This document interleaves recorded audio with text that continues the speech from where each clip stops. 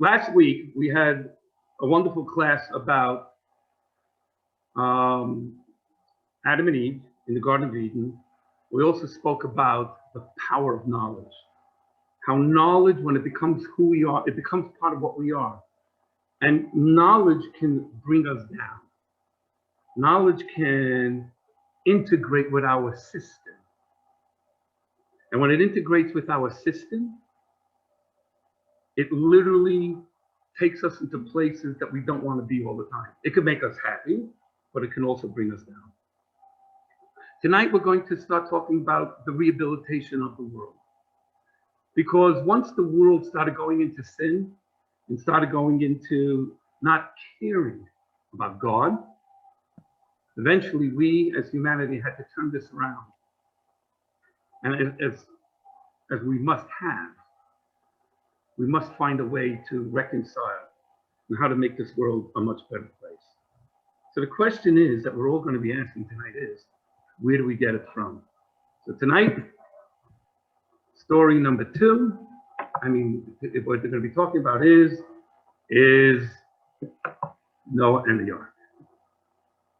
In order for me to start the thing is, those that have the book, it's on your page 38. Those that do not have it, I'm going to be reading you. And you can read in your books if you have it. If you don't have it, I am going to be reading the story to you. So God goes and says, after about 1,500 years since Adam was created, we came to the resolution that this world, everybody basically only thinks evil. God decides to destroy the world. But when he decides to destroy the world, he decides to destroy the world in a way that is different than all other ways that you are going to destroy the world. Now, there was an individual that was righteous. His name was Noah, and he had 3 sons, and they had wives, a total of 8 people. God commands Noah, who is righteous, to build a teva, to build an ark. Why was there going to be an ark? Because what God wanted is that there shall be a place that the humanity and the animals will be able to be saved from the upcoming destruction. Gather all the food he told Noah to do. He had to do it. He had to gather all the animals. And then once everybody was in there, all of a sudden it started raining for 40 days, covered the whole world, the heavens, the water above, the water below. And the entire flood lasted, seriously, for a whole year. About 365 days, the Torah tells us. Noah and his family eventually leaves the ark. And it says at the end that God made a covenant that he'll never do this again. And the way to guarantee that he'll never do it again is made the rain. That's it. That's basically the whole story. And there's going to be there's going to be 4 basic questions that we're going to have to discuss tonight. And we're seriously going to have to go into some Kabbalah to totally appreciate and understand what is going on here. So, what was the cause of the flood? What was the cause of the flood? God created the world with a purpose. For man to make his world into a godly home for God. Okay, we got to remember this. We're going to forget about it, but that is the numero uno. God created this world to make a world for him. But in order for me to make this place a beautiful place, God must give me, man, free choice in order to live fully and choose freely. Or else we would be robots. We'd just be going, God told me to do something, I just move it. We'd be like a dog. We'd just do what we're created to be. But the question is, was everybody guilty? Or just a few people, were they terrible? Or most people? Truth of the matter is, everybody got involved. But we'll get to that later. That means man can choose to fulfill God's will. If you give me free choice, God, guess what? Ha! I can rebel against you. I don't have to listen to you. Ask any teenager. Mommy and daddy said, what up? No, I'm teasing, but you know what I'm saying. So we can, as adults, if God gave me free choice, I can rebel. And rebel we did. So why must we be destroyed? if this is the way you made me, God? You blew it, God. You gave it to me. I went down this road. Well, there is a word in the Torah. It's called nichshasa. God saw the earth, and behold, it was nishchasa. The word nishchasa really means corrupt. Corrupt of all flesh and corrupt ways on earth. Literally, we all thought evil. That's all we're thinking about. Even if we could do something with our body, with our mind, evil. But the nichshasa also means destroyed. God saw earth, and behold, it was destroying itself. All the flesh was destroying itself. The world was destroying itself, and we're on a collision course to be destroyed by our own actions.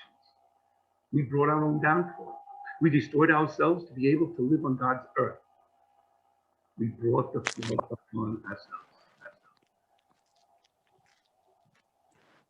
That's pretty heavy. The question is, how is a flood a response to everything that happened? Why is this a fair response?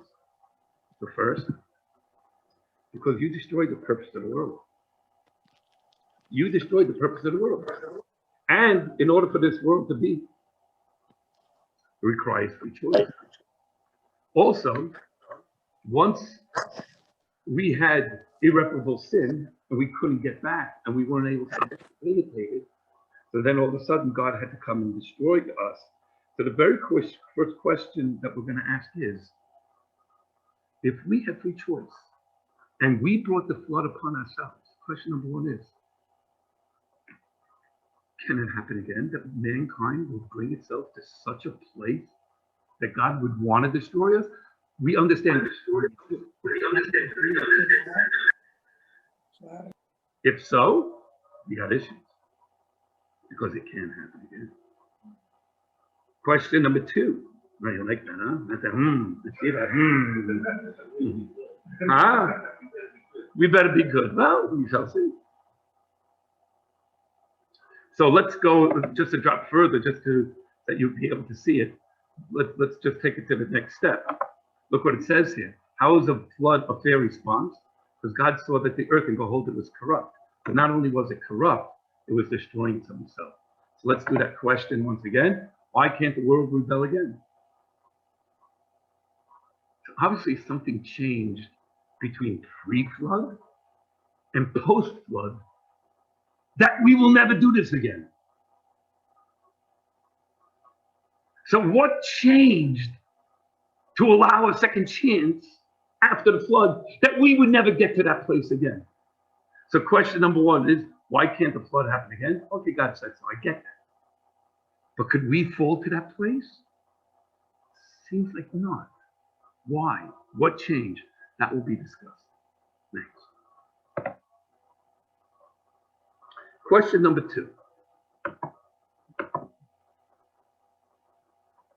Oh, here's what was it? Yeah, the human impulse for evil. Okay, we still have the human impulse. Pre-flood, whenever we did something wrong, it was a reason for destruction. We get that. After the flood, allows us a second chance. What changed? The question number one is, I said to you, can we happen again? If we have free choice, the answer is yes. But God's willing to give us a second chance. He wasn't going to give us the chance the first time. He wanted to destroy us all. What changed in us that he'd be willing to go and give us a second chance? So we are different people maybe after the flood than we are before. Can that be? Does human nature really change? The answer is no. But something did change. All right, let's go to questions number 2 and number 3. The Torah goes into detail on building the ark, gathering the food, gathering all the animals. Then the Torah speaks of the great rains of 40 days, and it lasted a whole year. Question number 2. Couldn't God have just blinked his eyes like a dream of genie, go, and Noah and his family all be by themselves, and just teach them how to start over? Why this elaborate plan? Why the ark? Why the big production? Why? Why did we need the big production? Question number 3. Emily, please mute your phone. Question number 3. What's with the rainbow? God declared a covenant with the world. When he wishes to destroy the world again because of our actions, he won't do so. And what did he say is my proof? The rainbow. Comes the question, what's the connection between the phenomenon of a rainbow and the new world order introduced by Noah and the ark? So all of a sudden, we're coming out. We're a whole new people. We have second chances. And the rainbow is part of it. Now, I know some of you may have studied some Kabbalah and everything. Wait until you hear what we have to say. Really do.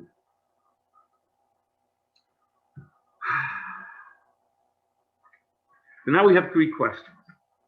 But before we get into the 3rd question, into the 4th question, I want to go and explain something.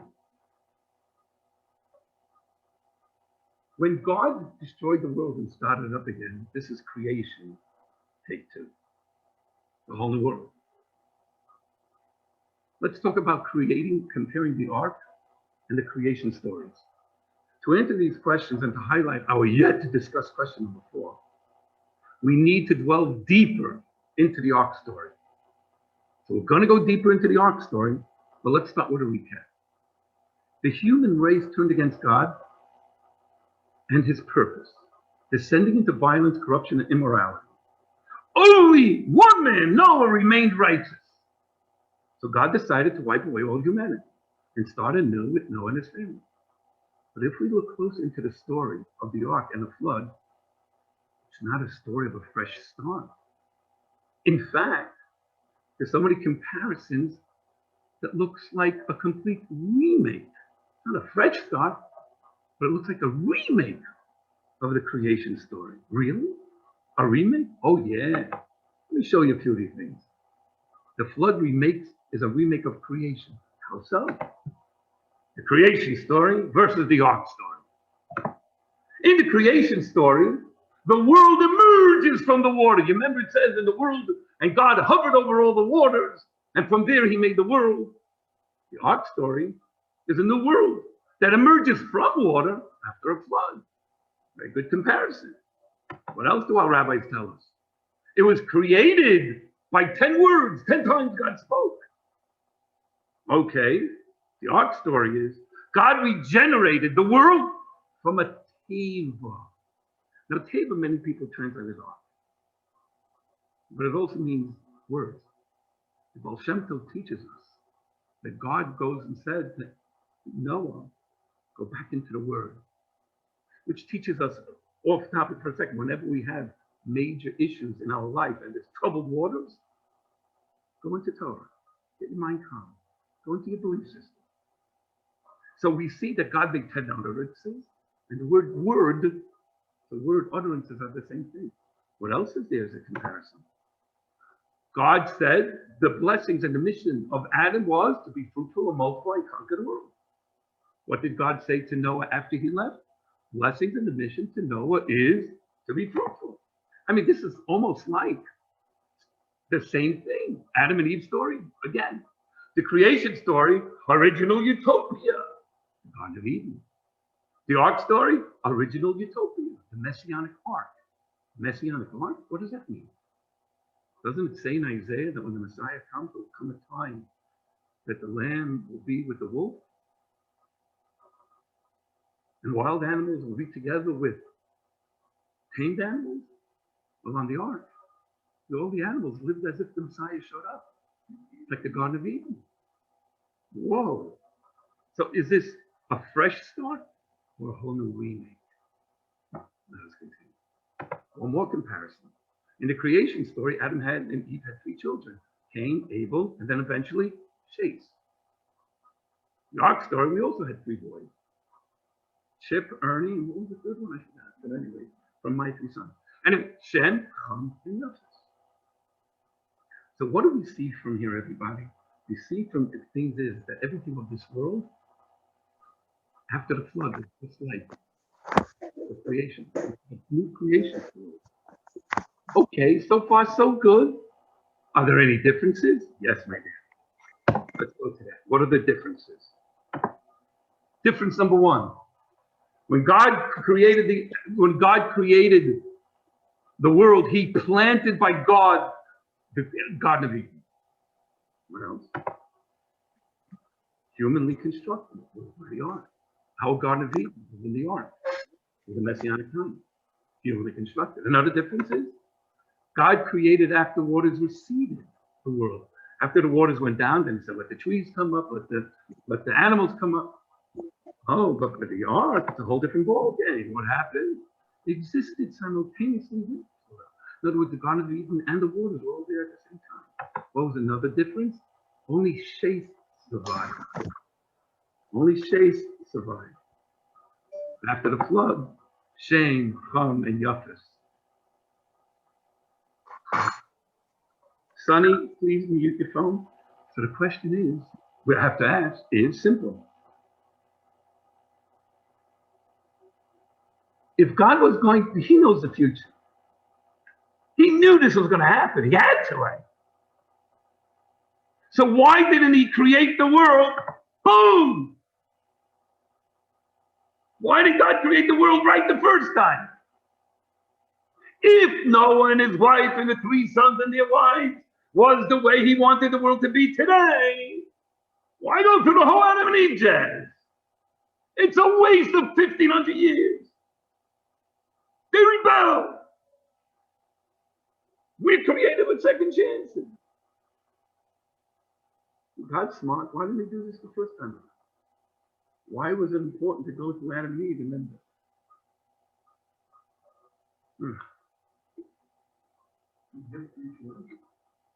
We had free choice in the Garden of Eden. We had free choice now too. So let's recap. Excuse me.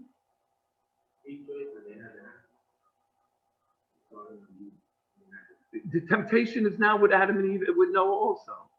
Everything is. All right, let's go. So let's go real quick. Let's recap the questions. Question number 1 is, why can't it happen again? Why can't we fall again? Number 2 question is, why the long process, make an ark and do all this stuff? Just blink your eyes, God. Knock them all out. They disappear and say, Noah, Ami, that was his wife's name. You and your wife and your 6 children and daughter-in-laws. Start the world. Why the big process? Number 3, what's the scoop with the rainbow? And last but not least is, why not begin with plan B? Those are your 4 questions. Here I'm going to make simple. This is where the Kabbalah begins. And I'm going to keep it simple. I'm going to make it very simple. I wrote it out in PowerPoints. So it's like a story form. You just read what I'm putting in front of you. This is where it begins. Everything is about a relationship here. There's a relationship between God and humanity. But there's different types of relationships. Today we're going to talk about the most important relationships that there is between God and humanity. And what are they? If you build, what is a relationship? If you build a machine and you program it to act in a certain way, you can't truly have a relationship with it. You know why? Because essentially you're acting with yourself, which is the biggest crime today in today's world. Kids are becoming it's bad enough we have COVID stuff, that you're in your home. But the kids are sitting the whole day on the Xbox and you're feeling that it's okay because they're not bothering you. They're learning to have a lack of a relationship. And they're going to be stunted emotionally. Well, you guys are all good parents. I hope they won't be. But this is what happens when you build something and you just talk to the screen the whole time. Essentially, you're interacting with yourself. To relate to another, you know what you must have? You need another being with a will of its own, with the ability how to have a relationship with you. I got to tell you something. You can be the best person in the world in your own head. And all of a sudden you're thinking, oh, I'm treating this other person phenomenally. I got to tell you something. Boom! It's terrible when all of a sudden. So that's how you make a relationship. I did something wrong. I say, there's a relationship. I've learned to deal with you on your terms. You did learn to deal with me on my terms. That's how a relationship is. You can't have a relationship with a machine because it can't change. It can't do anything. That is the essence of a relationship. There has to be two equals to work with. So there are two types of relationship Kabbalah speaks about. There is top-down relationship. In Kabbalistic terms, it's called mashpia mekabel.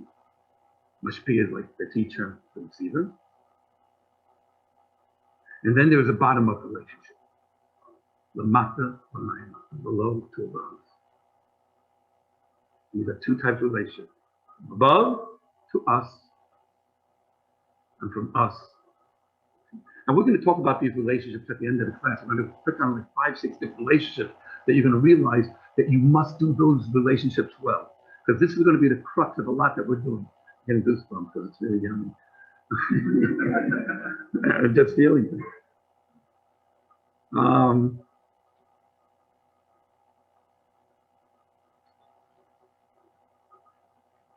So let's continue with this stuff. Don't worry, for those with the books, we're going to get to the books. I promise you. I promise you. Let's talk about the top and the bottom up relation. What's the difference? The top down and the bottom up. Let's go through it. From the top down, there's only one direction. Teacher to student. God to me. Mother, father to child. That's a top down. I'm telling you, you just have to receive. Mashpia Makabel. The one who pours and the one that receives. By the way, it's very hard to be a Mashpia and a Makabel. You have to work it out, but we'll talk about that if anybody wants to get into it later. What's bottom up?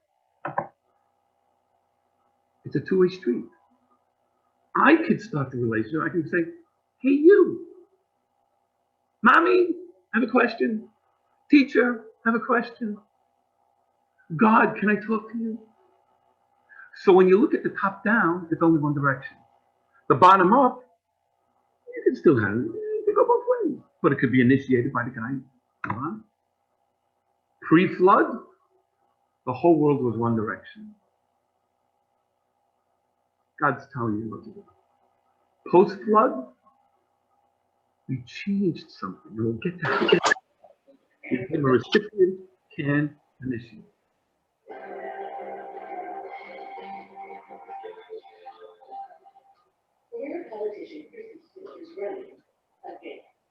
Mel?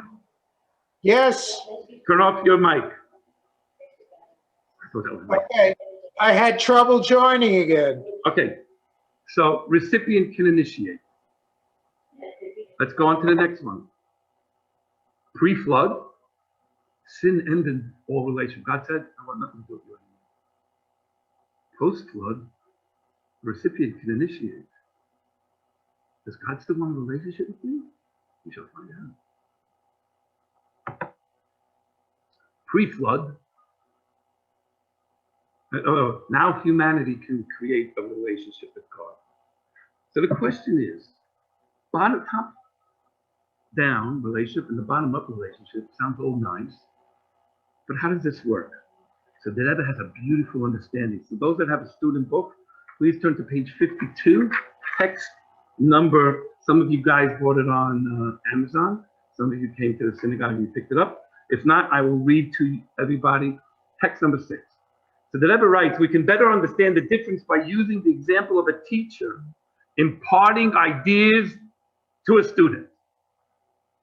One approach is that the teacher explains the idea to the student, but does not train the student to understand this concept on its own. The second approach is that the teacher provides the student with the tools by means of which the student can study and understand the idea on their own. One way is, I'm your teacher, you're my student. And what am I going to do? I'm going to teach you the subject. Another type of teacher is, I'm going to teach you in a way that you can understand how this works. Now go fly. When people start off Many times they go flying and they read everything they get their hands into. And then all of a sudden they start talking and go, oh, okay, let me put everything into a box so you'll be able to separate what is one from the next. I'll go fly. And then you can go and put the two boxes together. A great teacher, we'll talk about this later, is not how much wisdom they can impart. We'll get to that later. The Rebbe continues, each of these two approaches has an advantage over the other. In regard to the personal development of the student, the second approach is much better, as only this approach imparts the ability and they independently learn to understand that they can do it on themselves. But in regard to the quality of the reception of the idea itself, hello, the first approach is much better from the teacher just to the student. Let me train. Because the way that the student understands the idea on their own, eventually, is inferior to how the teacher teaches it. So when you study on your own, it's not as great as if the teacher taught it to you. But then once the teacher taught it to you, and you grasp the whole thing, go fly. So which is the most important thing? So I want to read a PowerPoint that I put together that maybe you'll be able to understand. Now, what does this have to do with the flood and everything? If the student does not engage his or her mind to properly receiving what they're being taught. For example, many times kids just sit in the class and it just goes in one ear and out the other ear. Or sometimes a person goes and says, okay, I know the subject. Rabbi, you're going to tell it to me? Okay, I know. And they pick up 2 or 3 words. If they're not engaged, or if the student chooses to use the knowledge that the teacher imparts in a destructive way, oh, you taught me this? I'm going to use it in a destructive way. Guess what's going to happen? The teacher's going to say, no more. The relationship is not sustainable. I can't teach you. Everything I teach, you twist it and you go out to the world. Or you're just acting up in class. You're not here to listen.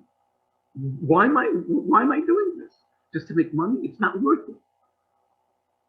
So it's possible that the teacher to the student can get, I've tried 25 different ways. Save your money. In the first case, the student wouldn't learn anything. In the second case, the teacher will stop teaching. So in the top-down relationship, teacher-student, the relationship only goes one way, from teacher to student, parent to child, God to humanity. In the bottom-up model, the recipient is also an initiator. I have questions. Because the teacher has given the tool already with which to learn on their own. Do you know how many times people say to me, Rabbi, I learned something on my own? And I go, okay, tell me what it is. They repeat it over to me. I go, very good. And then they go say, Rabbi, can we compare this to that? I said, I love it. There's a hairline difference. Let me teach you what the hairline difference is. And then all of a sudden they go, no. And then they'll find a reroute. Very good. So in the bottom-up relationship, if you get the tools, it takes time to get all the tools. To learn on their own. The student now possesses the ability to use those tools independently of the current state of the relationship. So what does this got to do with the flood? You'll see soon. Now we can understand the difference between the world before and after the flood. What? Yes, let's go. Text number 7 on page 54 of your book. What's the difference that Rebbe said? The goodness that the world possessed before the flood, not derived from their own nature. The goodness that the person did not derive from their own nature, from the fact that it was created by God this way. Therefore, when the sins of the generation of the flood corrupted the world to such an extent that the earth was filled with violence, there was no longer any purpose to its existence. The world has fallen so low that the teacher, like God, saying, I want nothing to do with this anymore. I don't see hope in this anymore. And the divine desire for a world that's now been withdrawn. That's in the top-down relationship. That was the way it was before the flood. God created, and you're going to ask me the question, well, why did God make a top-down relationship to start off the world? Couldn't he do it the right way we'll get to that question later. On the other hand, after the flood, The world possessed the ability to elevate and refine itself on its own. How? How did we find it? We'll get there. Therefore, even when it falls to a very low state, it can repent and lift itself up. This is why God made a covenant that never shall all flesh be cut off. But you know why? Because no matter how bad you are, I believe in you now. I believe in you. Work on yourself. You could change your behavior. You could change your action. Because something happened before the flood and after the flood. What is that? Now we can understand question number one. See, in the top-down relationship,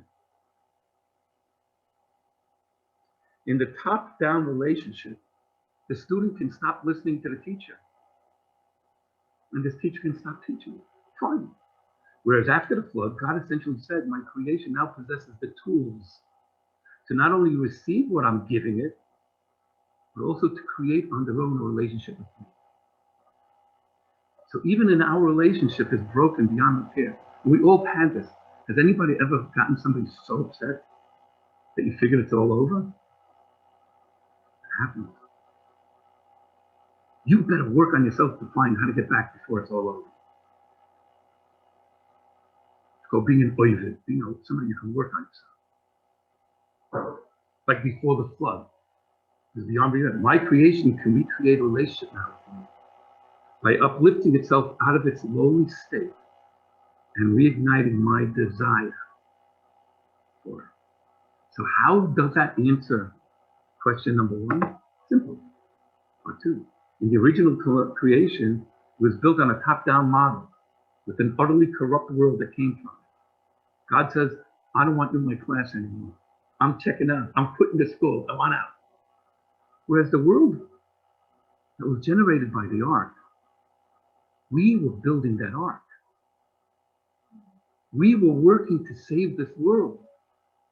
We were working on ourselves to make sure that this can be saved. When humanity changes themselves. By the way, the hardest thing in the world is to work on yourself. Because we have an ego about who we are. They're wrong. By the way, you ever notice parents? They could be in a schoolyard and they get into a big fight. The children get hurt because they see mommy and daddy, mommy and that friend, daddy and that friend fighting. Now these two people will never talk to each other again. But there's something about the kids. What about the kids? What most of the time, if they see each other on the schoolyard again, do you think they're going to run away from each other or play basketball together? Why are they going to play? No, kids want to be happy. Adults want to be right. There's an ego. I'm right, you're wrong. This is ridiculous. I've seen things in my life recently that would blow your mind on the stupidity that adults get into a fight. One person's looking there. What did I do? What did I do? The other says, what you did? What? I don't want to talk to you anymore. And in front of all the kids. Are you kidding me? Boom! How many times does it happen between brothers and sisters? How many times does it happen within the family? How many times does it happen? And every time you call up somebody, he says, okay, let's talk about it. And he starts screaming. Never ever talk when you're angry. Because if you're angry, you're not going to say the right thing. Take a step back. Even if it means a couple of weeks. So prior to the flood, we only knew one way. God was telling us what to do. We didn't have the ability to take an initiative on anything to change. We were so lost in ourselves, there was no initiative. But all of a sudden, Noah was building on it. I'm saving the world for something. So we built the ark. We humans took care of all the animals. We humans established the desire. We're doing it because I want to stay with you, God. That was Noah, righteous. He walked with God. He wanted to stay that way. We humans now possess that no matter how bad we could have acted, or no matter how bad the world is, we have the tools to reconnect to God. So prior to this was, I'm talking very serious. Whenever a parent goes and says to a child, you did this wrong, you did that wrong, you did this wrong, you did that wrong. Children always think, for the rest of their lives, I'm always doing something wrong. I was never good enough. What is the one thing a parent should say after they show the child that they did something wrong? What would be the most beautiful thing that you could go? You see, when you put down the child, very good. You put them down, you feel good. You brought negativity. Where's the builder? The kid has to know that we're great. We're really good in essence. How do you do it? So what I would suggest sometimes is go over to the child and say, now that you know what you did was wrong, question, what could you have done? If they say, I don't know, you didn't develop that. It's still a top down. But if they say, you know, I could have done X, Y, and Z, what did you do? You created an understanding within them, had the ability to think. My teacher reminded me that. Taught me how to think. Most kids today, mommy just to go to your room. You're punished. I see parents doing everything wrong. And then every once in a while, when I see a parent doing it right, oh, do I praise them. You know why? Because it's going to be those kids that are going to be the leaders of goodness tomorrow, to be the next generation. Why can't we be like those kids? Do you know how much work it takes to do that to your children? To create that with your children?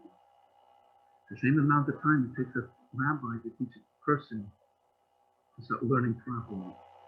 It takes time. Patience. I will say one more thing. She's writing her own book. Well, look at her go. You're writing all that. One of the most beautiful things that there is, well, you know what's even greater than patience? If you really love the person, your child, your student, then it's not patience that you have. I have such belief in you because I know who you are. God saw Noah and he said the first thing to him, you are righteous in your generation. Maybe not the righteous for the whole world, but for right now, you're the best. And he gave him something proactive to do. And that proactive concept is now in the flesh. Remember I spoke last week how knowledge can corrupt, make you feel like the fetal position. I wish I didn't know this fact. Now your mind can uplift you and create a whole new world. And this is just question number one. We humans now possess that no matter how bad we are, we have the tool to reconnect to God. And we're talking Jews and Gentiles on this one. We all have it. Pretty cool, huh? Let's continue. So why can't it happen again? That was question number one. Why can't it happen again? You know why it can't happen again? Because you and I have a conscience. We don't want it to happen again. When you see yourself acting in the wrong way, I don't care who you are. When you screamed at your child and you said, you idiot, you walk away, how do you feel? What did I just do? I bring this up because it happened to me recently. About a few months ago, I outed a person in a group. And I said, get this guy out of here. And it killed me that I did this in public.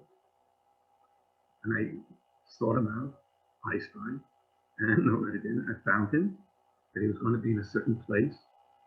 And I walked over to him, and I said, I'm coming over. He's like, you're coming over? But you hate my guts, whatever it is. And I walked over to him, and I said, I'm making up to you. And he's looking at me, what? And I got to tell you, the same thing worked. Everybody has a child that rebels. I shouldn't say everybody, many people do. Not all the children come out the same way. And I said it many a times about my own son. He said, I want to be this way. How do I enter into this world with this kid? I walked over to him and said, tell me again, what did I do wrong? And he said, you did this, you did this, you did. That's the things he made. I don't remember. Maybe I did. I said, I'm wrong, I'm wrong, I'm wrong, I'm wrong. I'm willing to go to therapy so that you and I can work it out. Worked on myself. We can become better people. Noah said, I'm building an ark. You know how long it took him to build an ark? 120 years. The life of a human being today. God grants us 120 years. We have a lifetime to work on ourselves. But don't wait until you're 119. You know, the father that, because I'm going to move on, just give one example. So there's a guy that was working very, very hard. He never came home at night because he was working. And the kids were living in Beverly Hills, 90210, that big, beautiful house. They all had their own Range Rovers at the age of 16 years old. And the father died at 98 years old. And the youngest child is now 77 years old, and goes and says, the oldest child is 77 years old, and gives a eulogy. He says, I love my father. He was never home. Oh, I loved it because he made sure I had all the riches in the world. Now, did you ever hear that at any funeral? Never. No matter how hard you work, thinking you're doing them a favor, the mommy and the daddy that spends more time. In fact, I just read something today. I should send it out. It ever wrote to a Chabad house rabbi. What is the job of your life? He says, obviously to help you in everything. But the number one job is to raise the next generation. Obviously to do everything else to help you with a smile and everything. Kids need time. And you're losing patience because it's Corona and they're all around you. It should be the best of times. Not just being best friends. Noah did this. He changed the flesh and the DNA, per se. And he told his children, this is the way the Noahites do it. I always go and say, this is the way the Mentzes do it, kids. So we're all going to do it. The Noahites. We're going to make the world better. God wants a relationship with us. He believes in us. We're coming back. We'll come back stronger than before. All right, so now comes the question is, what is a rainbow? So,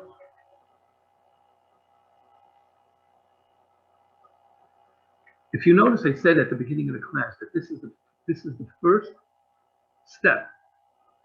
Genesis 1, first Torah portion, destruction. We really messed up. So now God gave us a handy book how to change our ways for the better. So this is the very, very first book on how to comfort, the first Torah portion, how to comfort ourselves. Comfort, because if we have tools, we know we can get better.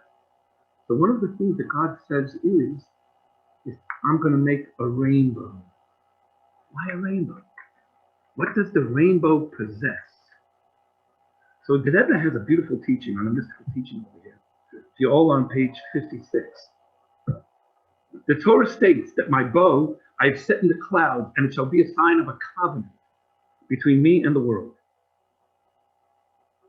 The commentaries ask, the rainbow is a natural phenomenon formed when the rays of sunlight are reflected in a certain way through the mist. So how does this serve as a sign of a covenant?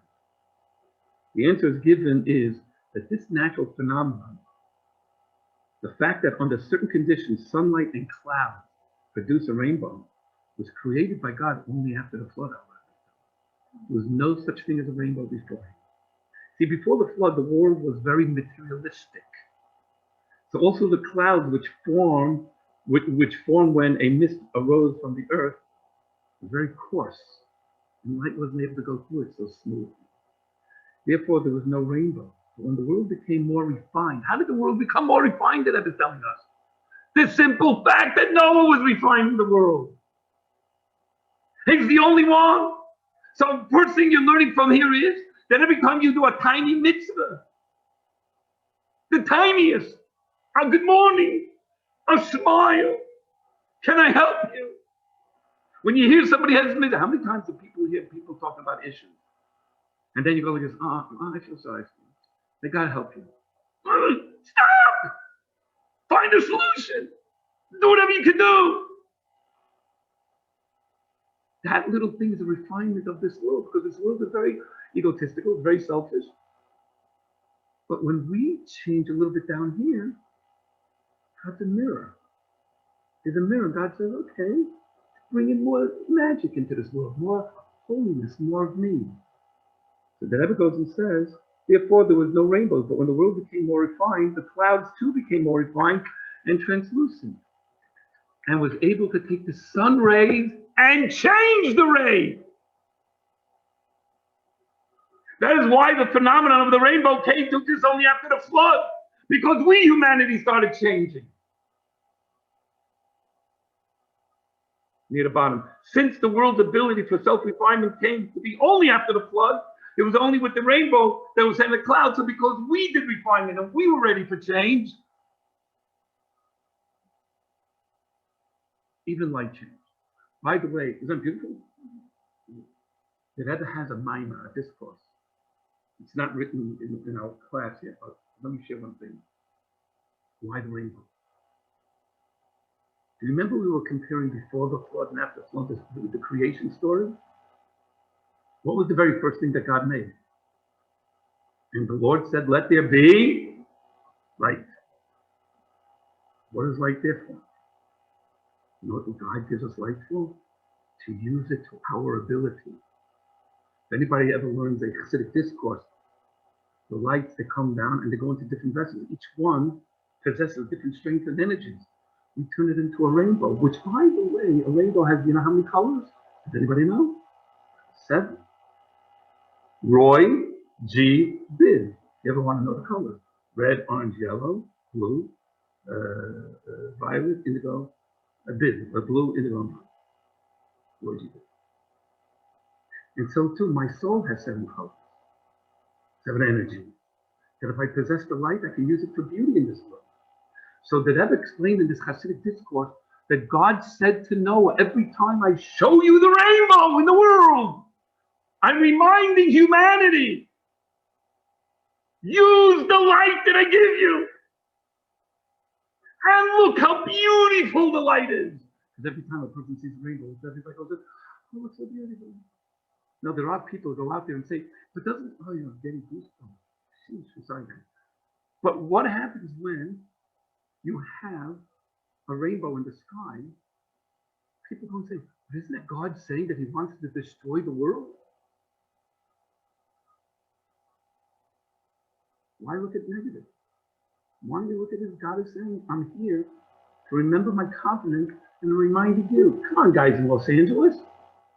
Get back into the light. Put on Zoom today. Make sure you light your Shabbos candles on time. Refine the world. But God said after the flood, I'll have a reminder that you won't fall. Because there will be light that I'll give you. There will be a reminder to change the light and make this world the most beautiful place.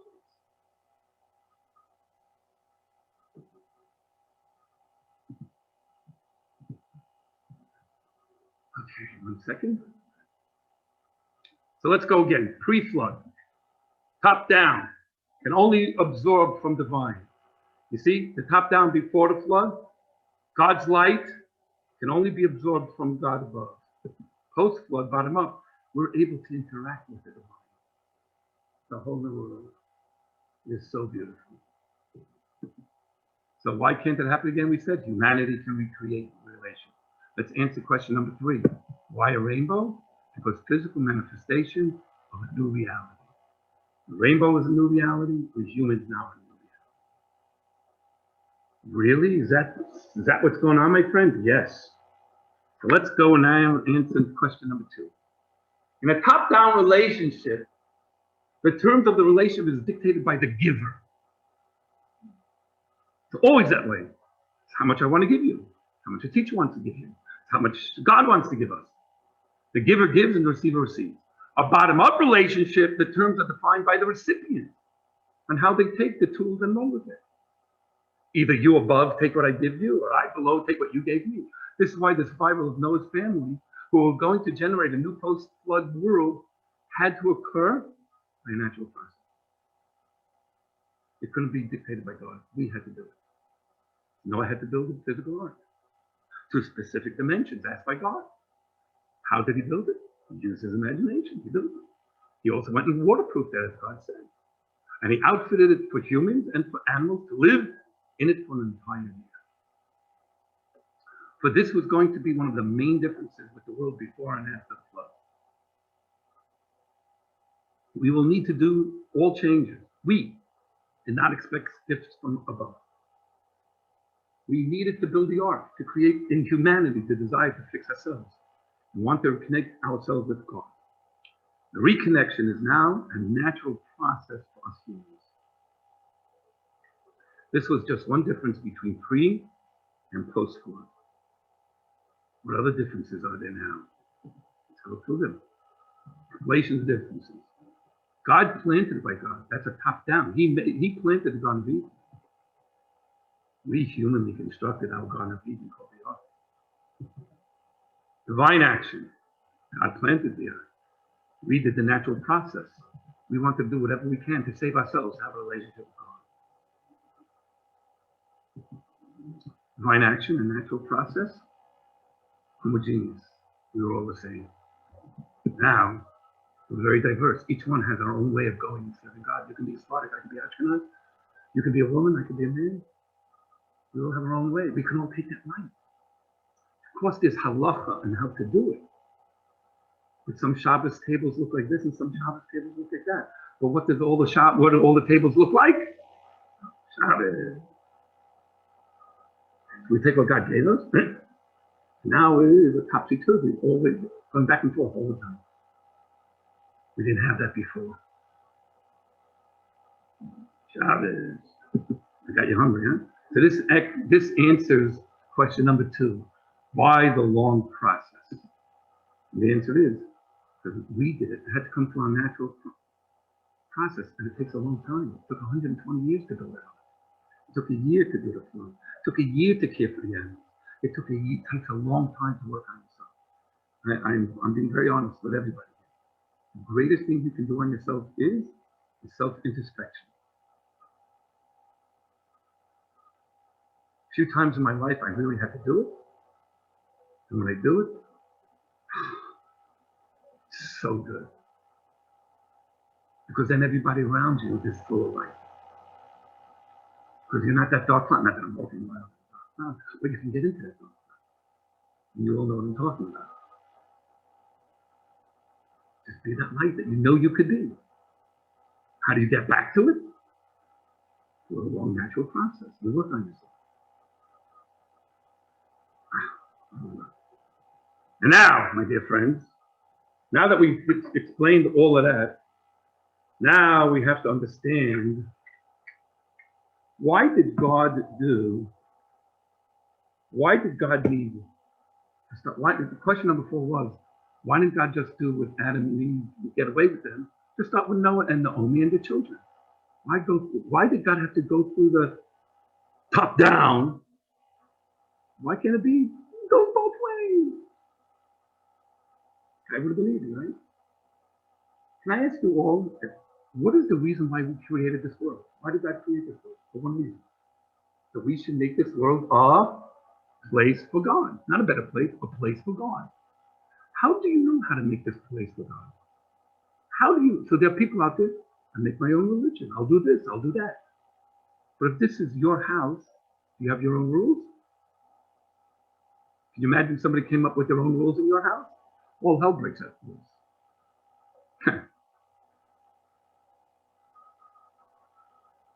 So God had to start off with a top down. He had to give us his Torah. If there was no starting with a top down, and everything was any way we want to go, it would be any way we want to go. We wouldn't understand the establishment that God is something special to us. Because he's the lawgiver. He's the life giver. He's the one that actually gives us the tools that we have, the personality that we, everything that we have. So it had to start off top bottom. So now that answers straight up. Because as the Rebbe explained in text number 9, on page 59, the world was created for the sake of the Torah. And the goal of the giving of the Torah was to achieve a union of a higher realm with the low realm. Therefore, the world needed to incorporate both steps. First, the top down. Then God knew that there will have to be a bottoms up. You're going to have to start working on yourself. This was the change achieved by the flood. Before the flood, the nature of the world was, generally speaking, a top down. And if you don't listen to me, I'll get rid of you. Now we have a bottoms up. Before you get rid of me, could you give me a chance to make it up? And that's the beauty now of the relationship. But how do we know what to make up? Because God already gave us the rules from above. It had to start off that way. So in our own lives, we're almost finished, everybody. In our own lives, we too have to constantly find the right integration of the two models. Is it bottom up? I mean, is it top down or bottom up? And I want to work on a few of these. For those that have, in terms of your page 60. Let's start with the teacher-student. On the top down, the teacher lectures, the student listens. Kids in first grade, 1 + 1 = 2.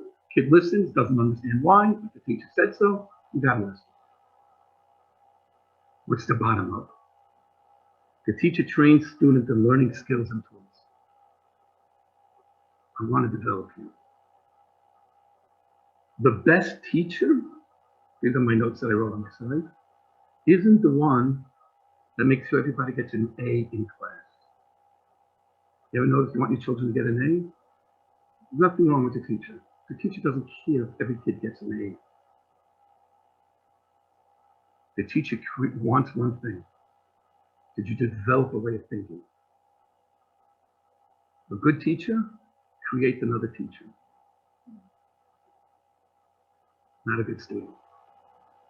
You know how much I love hearing sometimes that individuals, they come to hear something that I teach, and then they go around, they say, you know what Rabbi Mentz said? You know what Rabbi Mentz said? Now, I never went and told them, don't tell anybody, oh, you know what Rabbi Mentz said. But on this mountain, people are sick and tired of hearing, did you know what Rabbi Mentz said? You know why? Because the greatest thing a teacher can do is not just give over knowledge, but to uplift. Not too many rabbis have in their life people that they can find, that they can go and say, this person can take everything that I have, like Moses to a Joshua. Now, he gives as much as he can to the congregation. But if you can find that one person, now you know it's going to live forever. But you don't want the person being Rabbi Mentz. You want the person to be whoever they are. Because you know why? God put me right now in the world that Rabbi Mentz should take care of the world. The Rebbe lived with us for many, many years. We now have Chabad houses all over the world. The Rebbe gave over everything to his Chassidim.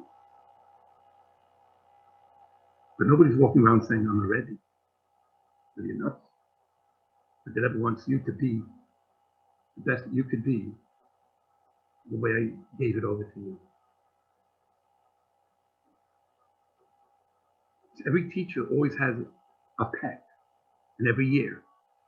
And everybody says, oh, this person likes this person more than anyone else. No, so the teacher realizes that kid gets. And if you can find that in your life, trust me, that is the greatest feeling as a teacher, because when you go into the grave, it goes with you. But if you impart the knowledge to another, I didn't lose anything. And the more you give, by the way, just a real quick thing, and then I'm going to move on to the next one. So just talking like from a teacher, but we'll talk about this as a parent. God said to Moses, go take your student Joshua and bless him and give him over everything. Take your hand and put it on his head, like as if to transmit everything to Joshua. It says in the Torah, Moses took his two hands and he put it onto the head of Joshua. The rabbis want to say, God said, one, why two? Because Moses couldn't hold back anything. I got Joshua. Are you kidding me? I got it, Joshua.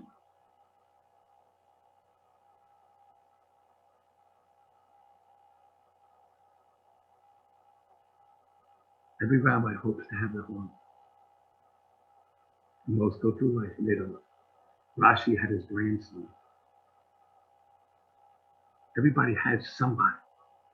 Many people go through life and they don't. What about an employer and an employee? There's a top down, the boss comes and says to the workers, this is the way I want the job done. A good employer goes and says, this is the job, these are the rules, now let's get it done. All of a sudden he notices that there's this woman that does the job unbelievable. There's a man that does the job unbelievable, taking their own initiative. How does the employer feel now? Fantastic. Because you used your mind. The time after Noah is the ability that we're able to take what we have and run with it. A philanthropist always loves giving charity. So what does a philanthropist do? Make sure that the homeless have money. Is that a good thing or a bad thing? Pretty good. The greatest thing that a philanthropist could do is build a school to teach them how to go to work. Because I don't want you to be dependent on the charity. I want you to make a difference in this world. You can also have change, uplift. Let's take it to the next one. What about a parent and a child? Parents give their children everything. They love giving their children everything. Sometimes they give them too much. The greatest thing a parent could do is not give a child anything, but set up a reward system. I don't know why any kid is getting the iPhone 12. School's not even over, and I already see kids taking pictures and putting it on Instagram that they have the iPhone 12 already. Like, what? They're only 15, 16 years old. I'm not going to tell you how to be a parent. What I will say to you is, the greatest thing a parent can give is unbelievable tools. Spend time with your children. And if you ever reprimanded your children, let me teach you something. Sometimes a parent has to get down on a child and say, you did wrong. Give me your license for 2 weeks. You're not riding anywhere. Once the child is crying in their bed, don't go over them. You can't console them. But you know what you should do? A day or two later, you go in the bedroom and they're angry, you sit down and just say, I love you. I just love you. And the action that you did was beyond anything I believe you could have done. And I had to wake you up. So in the olden days, people would go and smack somebody in the face and wake up! But I didn't want to do that. I took your license and I'd shake you up. Yeah? Did you get angry at me? Yeah. Now let's talk about it. You're going to see when you spoke to your child as an equal and you explained to them what their actions really were, those talks they're going to remember for life. And they're going to cherish it for life. You know why? My mom and dad never had time for me. But my mom and dad now had time for me to uplift me and talk to me. I love walking over to kids. Whatever they get into, what I love. Because my daddy would go and punish me, and then he would sit there, he showed me the way. He showed me the way. Okay, I'm not going to go into what I once did that I really had to have that talk with my dad. but he's changed my mind. And I love that moment in my life. Have a few drinks and I'll tell you that story. It has to do with a chemistry set. Put it on the list to talk about. All right, seriously. Talk about two lovers. A lot of people think they're in love. Why? Because one takes care, one controls. I want you to be like this. I want you to be like that. I want you to dress a certain way. I want you to be this way. I want the house to look a certain way. They're happy because they're in control. It's not love. It's not love. Do you know what love means? Love means bittul. Humble yourself, just like a father has to humble himself when he talks on the bed with his child. Just like a teacher who's brilliant is talking to a 10-year-old kid has to go and take his thoughts and just break it down so the kid could understand.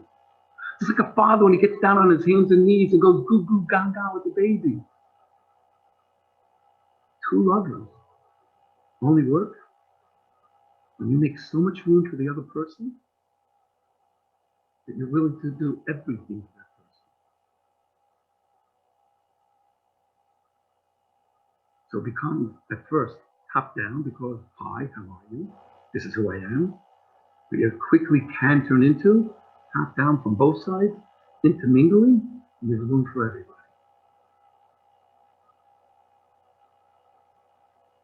If you really love a fellow Jew and you hear something, the first thing is, can I help you with it?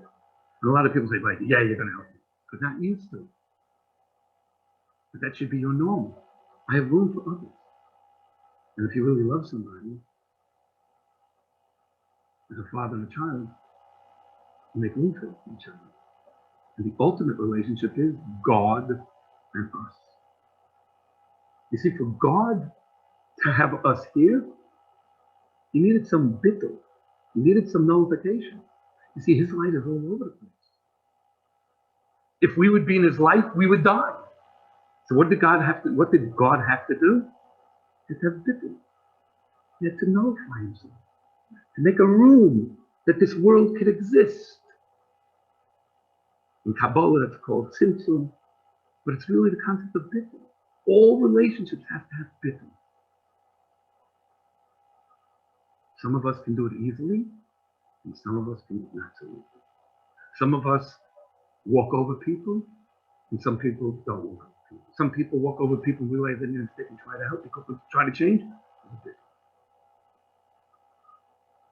Prior to the flood, we had no tools of changing. No tools whatsoever. We just acted it out. God said, now we're ready. Gave the tools and gave the commands. With that being said,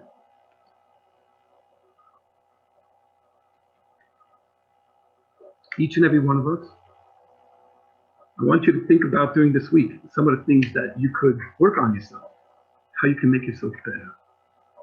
But next week comes the tough part. Why tough? Because how does it feel good? Doesn't it feel good that the rabbi showed you that God believes in us, that we could be better? It feels good.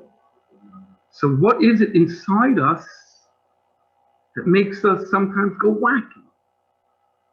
There are two brothers that represent it, Jacob and Esau. We're going to dive into Jacob and Esau and go hunting in their ground and find out how special it is that we are either a Jacob or an Esau or a combination. Anybody have any questions out there? You can unmute yourself and I'm willing to hear you. I'm just wondering if the top down also occurred for the Jewish people when they left Egypt until the Egel. Well, that's a very good question. And the answer to your question is, when it's top down, it's pure love. And I don't have to do anything. The Jews in Egypt didn't do anything to get out of Egypt. They just were promised by God. So it wasn't very much of a top-down relationship. After the golden calf, we had to do a lot to change who we are, what we are, to establish our That's called tshuva. Very good. Anybody else have a question? No? Can I ask a second question, or is it one at a time? I give you one more question, and then that may be the last one for the evening, unless somebody else. I see your lecture. I see Noah. I see pre-Noah the same as let's say myself and my children. When my children are very young, it's top down. They're 1 year old, they're 6 months old, they're 18 months old. Eventually, I don't know what age, 5, 6, 7, 8, there's a two-way to some extent. And when I'm very, very old, it'll probably be a one-way the other way. Right, so that's life. But I don't destroy my children. Why did God need to destroy every single person? There must have been some others that could have stayed. The difference is, Chaim, before the flood, there was no hope for humanity because they didn't have the tools. With your child and your children, yes, it's top down. You have to give your children the understanding what's right from wrong. But a good parent creates children that can start recognizing, like I said before, what could you have done different? Great question. Anybody else? Going once? Going twice?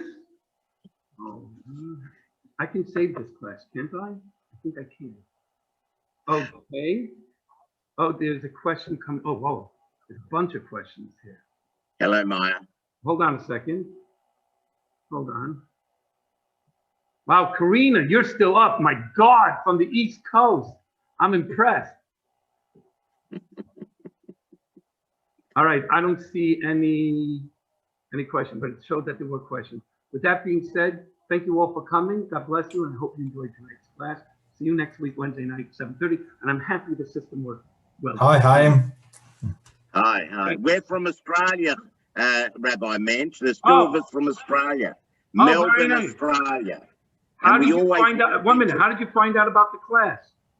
Well, I visited you in San Francisco. No, you're from LA or San Francisco? No, I'm from Bel Air, but you must have. Bel Air, yeah. No, we visited. Where did we visit? Somewhere in America, and we wrote to you. Anyway, you got our email from there. All right, very good. Welcome, and I'm happy that you're up at a normal time while everybody else is ready to go to sleep. Yes. Have it's a good only 2 p.m. See you. Bye. Thank you. Bye bye.